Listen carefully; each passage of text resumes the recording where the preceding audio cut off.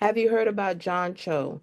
This is an interesting story that happened in Athens, Clark County, where someone came to visit, was sitting in a parking lot reading, minding their own business, and hours later they found themselves incarcerated in Athens, Clark County Jail. So, John, why don't you go ahead and introduce yourself to the listeners? Let them know a little bit about you, where you're from, and what brought you to Athens on that particular day. Sure. Thanks, Mokah, for inviting me onto your podcast. My name is John Choe. I am a member of the Religious Society of Friends, and I have a traveling lead to witness and bear witness to um, social and racial justice. And at the time, I had been traveling from New York City to Georgia to visit different houses of worship, including the Quaker meetings um, uh, in the area, including the Athens Friends meeting. And that morning, which was a Sunday morning, it started to rain very heavily. I believe it was a thunderstorm, and I did stop my car at a gas station and just waited it out. And I had no idea that it would lead to me being arrested and being put into Clark County Jail. So on that morning of February 16th, what was going through your mind as you saw this person standing outside the car and demanding for you to get out or open the door? What was going through your mind? Yeah, I have read books at parks, in my car, at home, and no one has interrogated me and started demanding my ID. And so when it started to happen that day, I was confused, I was disoriented, I got very defensive. Like, why is this guy with a gun asking for my ID? I'm just sitting in my car reading a book. Um, and I really felt that it was important at that time to stand my ground and to stand for my rights and really try and diffuse the situation and de-escalate it because every time I tried to speak, the officer kept escalating and made all sorts of wild accusations that I was parked there too long, I was loitering, I was trespassing, I might be a criminal. Was I running from the law? I mean, all sorts of absurd um, accusations were coming out of his mouth, and I was just really bewildered. Um, what made you decide to not show your ID and to basically stand your grounds? Because a lot of people will be like, well, why didn't he just give his ID? So, in retrospect, having read some of the laws of Georgia, it became clear that the officer was in the wrong. But at the time, I actually wasn't quite sure, which is why I kept asking the officer, "Can you just please explain the law? Can you please explain what you're doing? Can I talk to your supervisor?" Because I honestly didn't know half the things that he was accusing me of, whether it was true or not. And, um, if you actually look at the statutes, um, you know, I was definitely not loitering. There was a storm, I was taking shelter. It's perfectly okay during storms to take shelter, even if it's on private property. And this was actually a publicly accessible gas station. So I think most people would think it's okay to park there, even if there wasn't a storm. But there was definitely a thunderstorm that morning. This idea is also really absurd because there's no sign saying I can't park there. There was no notice given to me, a prior notice. So that also, um, retrospectively, is absurd that he would start accusing me of trespassing. And then the final charge that actually stuck and was left on the arraignment sheet Mhm. that I was after I was discharged from jail was obstruction. And apparently, according to some of the attorneys I've spoken with, obstruction is not a standalone charge. It has to be associated with another criminal offense, right? Um, and so you can't just say I'm obstructing justice or obstructing a law enforcement officer um, just because I did not hand over my ID. In fact, it is perfectly within your rights to um, uh, uh, not cooperate if the law enforcement officer is not fulfilling his or her lawful duties, right? Mm. If they are doing things incorrectly and not following the rules and regulations, you don't have to uh, give over your ID, and that's what was going on at that time. That is interesting, and I'm glad that you brought that up because a lot of people, out of fear, especially African Americans, as soon as an officer walk up, you're taught to just comply because it's going to end badly for you. And so, in that situation, a lot of people be like, "Oh, just give him the ID because you're afraid," but you actually do have rights. And so I'm glad that you kind of broke that down and explained that to people that are listening. It's just a matter if it's up to you on how you're going to advocate for yourself. And it's just important that, even when you're within your rights and the law, um, you still can end up in jail. Yeah, and I think that's, going to be part of the evidence that comes out in the trial, which has now been scheduled for August 18th. I'm going to be working with my attorney to present this information and to really say that the officer was not following the Constitution, was not following the law, was not following the rules and regulations, um, and had no, uh, you know,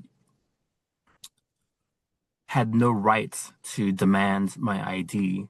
There was no probable cause that I was committing a crime. It was very clear, and I explained several times that I was just sitting in my car waiting for the rain to stop. I was Mhm. reading a book and basically on my way to church to worship that day.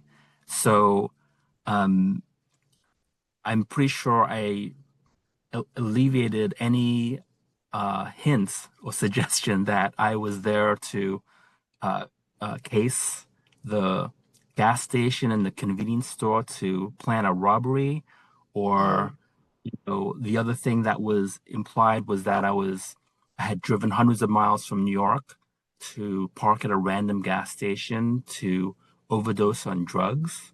It's very clear that mm. I was not overdosing on drugs. Um, he started implying that I might be a criminal, wanted criminal, maybe even a murderer, and that's why. I mean, that's all speculation. That's a hunch. That's not a legal justification for demanding anyone's ID. He had no evidence that I had committed any crime.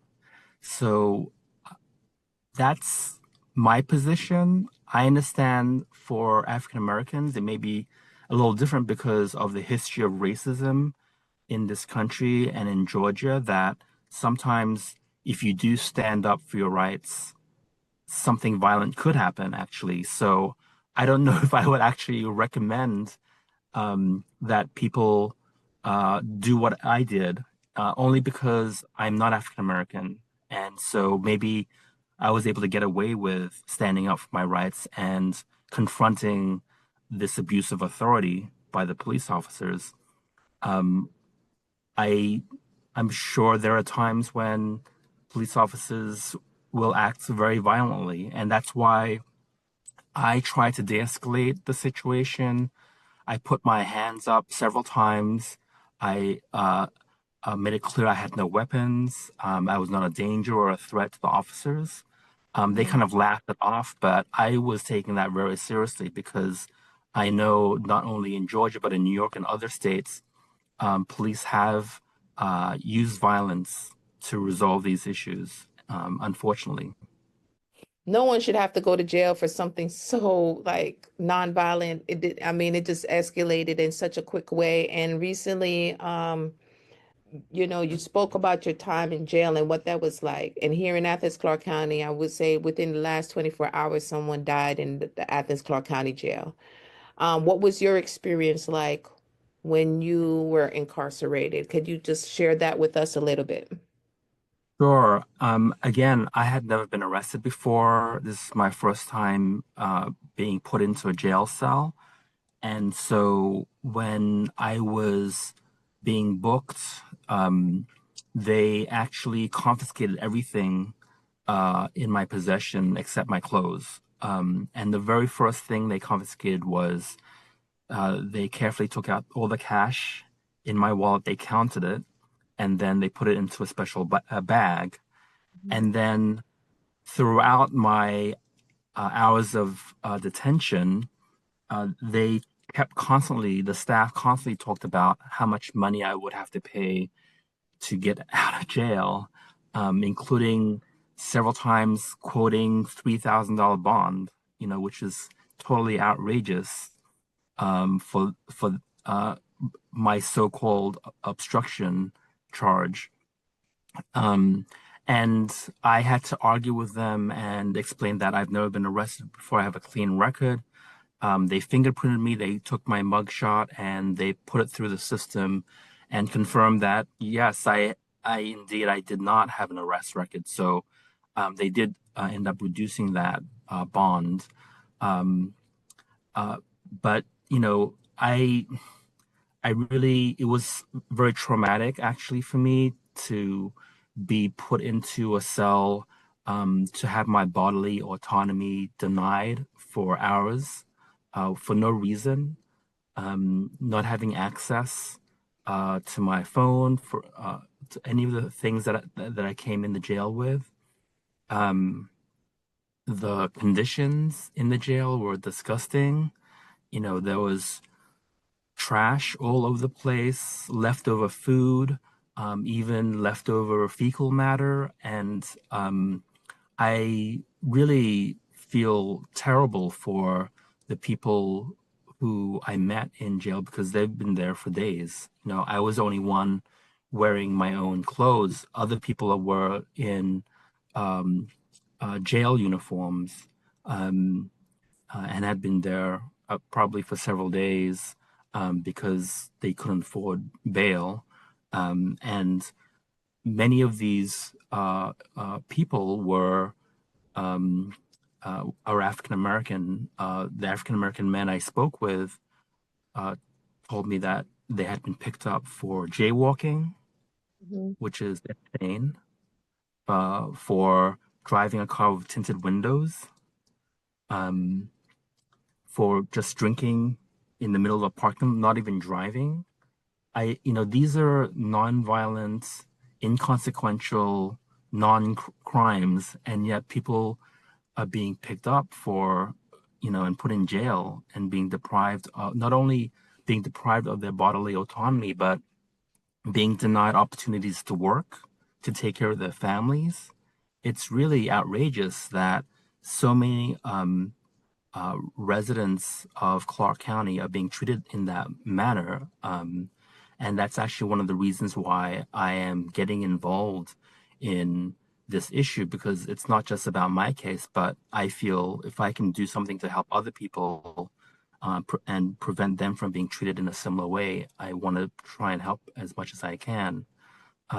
During my time, I was never offered any food or water. Um, no one checked on me. It's insane. I can understand why someone who may have been sick or was not doing well could easily have passed away or died, because no one's really looking out for any of the people there. When I was being discharged, uh, a funny thing happened, which is that they told me I owe all this money, and they've already taken out the money from the cash that they've confiscated, and then they just returned the remainder of the cash, minus the fees, which just really shocked me because I've interacted with many government agencies. In fact, I've worked in city government in New York City. I've never been treated that way by any public official. Um, So that was really made me, it was a red flag. It made me question like the whole premise of the arrest. Why, what was the motivation for arresting me, you know? I want to know what would you say? What would you say to the officer now if you had an opportunity to say something to him or to talk to him about how he handled the situation? Is there anything you'd like to say to Officer, what is it? Is Officer Lavelli? Yes.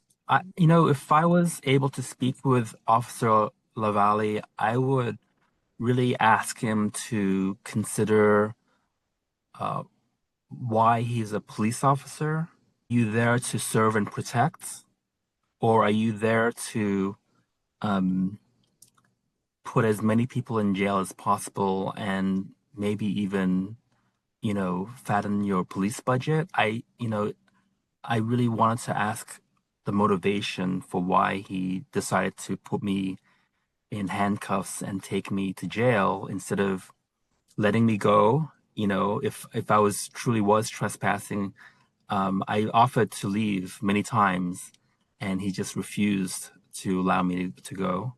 Um, he didn't issue any ticket. He could have said, you know what, I'll give you a ticket instead of taking you to jail.